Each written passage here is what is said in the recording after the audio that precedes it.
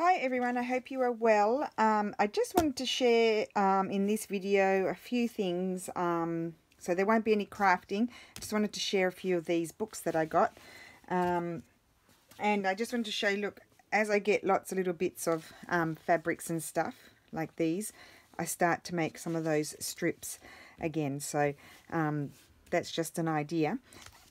As a side note, so Wildflowers of Britain Month by Month by Margaret Erskine Wilson, and isn't it cute? It's a very, very, very nice book. Now, I don't know how I came across these. What I did was I went on, I actually bought a lot of them on the UK Amazon, and you can get them like secondhand for very few pence, and then, well, euro cents. My Amazon comes up in euro, but the only thing is it's double-sided, so you have to sort of make a decision which side of the page, unless you put it in as is. Oh, they'd be great for window pockets though, because they're both nice. They're nice on both sides. Yeah, so and then you go in the used section, and then there's all these sellers, and then you just choose whichever one that has the, well, I had to choose whichever had the best shipping. So that's one book, so you can take note of that. Wildflowers of Britain Month by Month.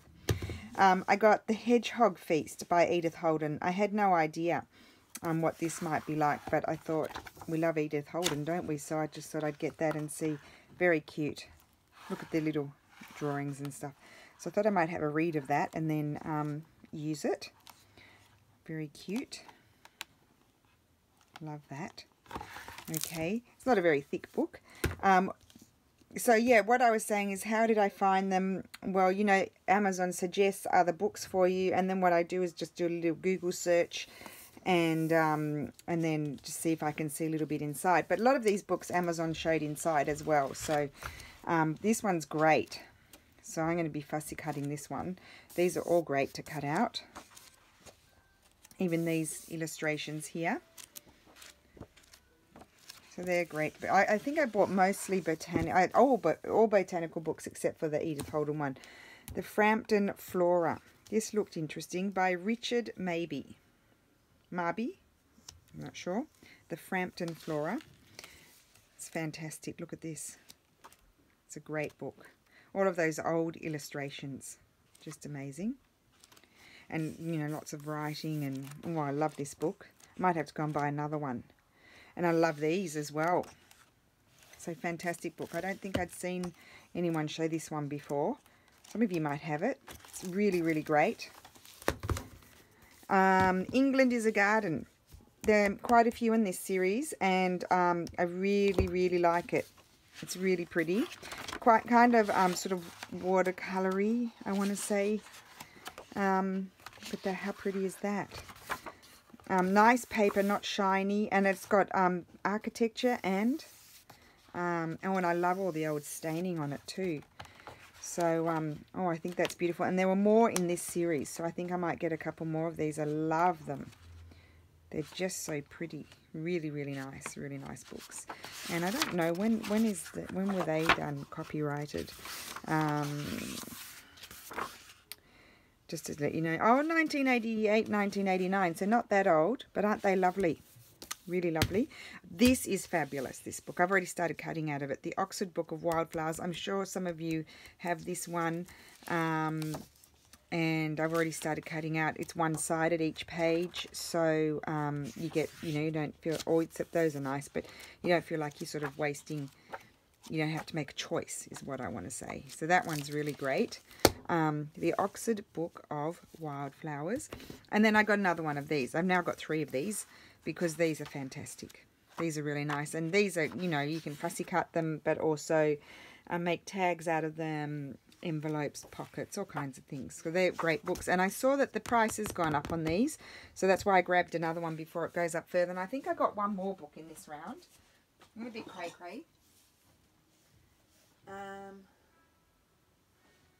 I got this one, or did I already show? Yes, because that arrived. This one arrived with the Edith Holden colouring book. I got the Wildflowers of Britain and Northern Europe, and look at this. It's fantastic. So they're quite smaller images, but really great for tags and stuff like that. Just love that. Nice and vibrant. Usually one-sided pages. So that's another great book. I think I've seen someone... Oh, and another thing, it's naughty, but... well, it's not naughty, but there are people who sell these books on Etsy. But they're quite often more expensive than Amazon. Sorry, Etsy sellers. So I found them on Amazon, and I got them on Amazon. Yep, so that's really great. And then the other thing I wanted to do, someone asked me, and I know lots of you have seen this. I'm just going to put these on the floor. So a lot of fussy cutting to do. How do I organize myself? Well, you know I'm quite disorganized, but, you know, like, how do I organize my mess? Well, I have tidied up a little bit. So this is just a throw-in basket with bits and pieces that need to be sorted. So I have that on my table while I'm working. As you saw, I have my baskets here. I've sort of divided them, that I like to keep some stuff on the top of the table. Most of my laces and fabrics are away in shelves and drawers, but I do keep a bit on my table so that I can use them when I'm working. So they, you know, they're all lacy sort of things, a few there, and then sometimes I go into my drawers. And then this I emptied out making these scrappy things, so I've kept the bits that I might like to put on the top of tags. Those all go there. Oh, I might like to put that on the top. I've got some tags to stitch up, so I'm gonna keep that out. And then I had some slightly bigger pieces of fabric that I like to keep on my table just in case. That's a small bit. So I tried to sort of sort those out so that I could find, because you saw me rummaging through and it was all in one basket and it was just a mess and I couldn't find anything.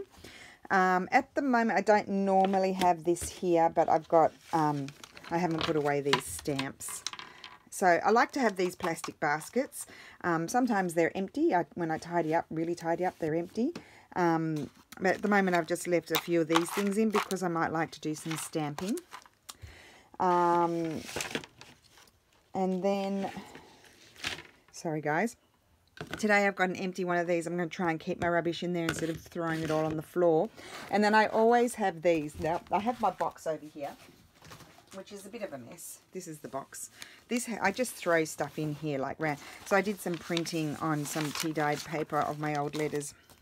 I'm going to be tearing those up and putting them in some journals. I have some scraps in here. I'll talk about that in another video. Now these old book pages need to be sorted out. There's a few things that need to be sorted. I have some bigger pieces of paper in here that I haven't really put away.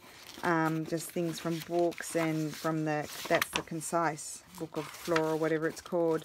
Yeah, just all different papers.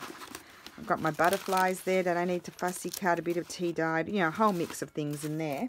And it all just gets dumped in there and then eventually I sort it all out. So that's always there for, you know, like I can grab stuff. And underneath that one I've got a tray with my Christmas stuff in. That's just some Stamperia tags that I have to cut out. And then I have my basket here. This is my basket where I put in my glue pages so that they use them for bases for, you know, some of them are pre-prepared. Actually, I need to do a little edit. Some of Carol's, from Caroline's things. They shouldn't be in there. When it gets really full, I do an exercise, and I've done a video for that where I go and, you know, stitch things up and make them into things. And I might do that today. I've got all those new envelopes there. I haven't put those away. They're floating around annoying me. And then for the rest of it, I like these plastic snap lock plate. This one can't close at the moment because I've got all these papers in there. I sort of divide them into sort of planes, so these can be used for backgrounds if I want a plane. These are little scraps of more scripty sort of papers that have writing on them. Then I have just this bag, IKEA bag of, these are all my really old leftover bits of book pages. So when I do my book bundles, I mean, they're just yummy. I keep a few for me to use as well because I'm selling you things that I like to use myself. So these are, well, those probably should be more in there, but these are all big book pages that I can use in my collaging, and some of them are, you can see there's quite a few pages in there. So I gathered all of those up and tidied them up. It really helps to have them in bundles. And then I've got one somewhere. Oh, and then I normally have one with a bit of glassine or printed, not glassine, vellum or printed tracing paper. And I do have, oh, sorry, thing just fell on my foot. And then I usually have my coloured papers, and you can see they're quite low at the moment because I've been working really hard to, you know, make tags and that sort of thing. So that's really how I'm, and then I usually have a pile of stuff on my table as well. At the moment I've got a pile of these things that I need to sort of sort. I'm going to make some stuff out of them, but they normally go in that other basket. And then I've just got a very messy pile like this of stuff that I'm wanting to use, and my glue book's under there as well. So because I'm and then I've got another folder with pieces of scrapbooking paper that I actually need to pull out and crack into it, because there's quite a lot of it's building up, and I couldn't find all my bits of scrapbooking paper. I might make some Franken paper, and I would like to do some bigger journals, and then you need to Franken paper it.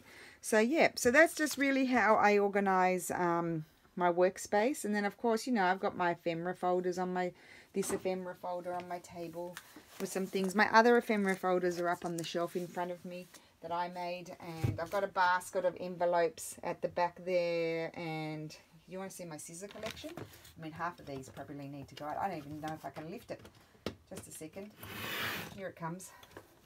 It might not be able to come out of there.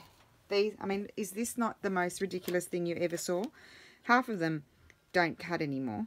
Or no, well, some of them still cut fabric, others don't. So yeah, I probably need to go through those. I mean, they are the scissors. Ever since I started crafting, I've never thrown a pair of scissors out. So probably need to go through that and sort that out. Can you imagine hoarding scissors? Anyway, I'm going to come back. I'm going to do just a general crafting video. I need to make some ephemera and stuff. So I'll be back with that video. I'll upload this one just to share those books. I really wanted to share those, and also just a little bit of how I sort of, when I'm working, this is how I'm organized.